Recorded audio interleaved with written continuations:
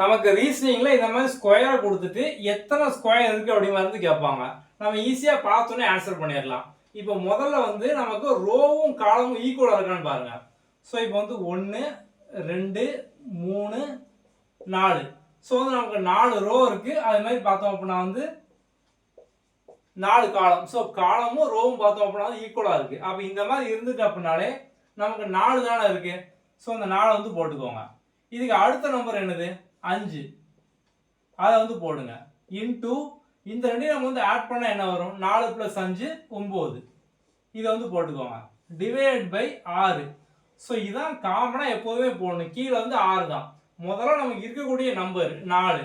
அதுக்கு அடுத்த நம்பர், அதுக்கப்புறம் இதை கூட்டி போடணும். ஓகே, இப்போ இதை அடித்தோம் அப்படின்னா ஸோ 2 3.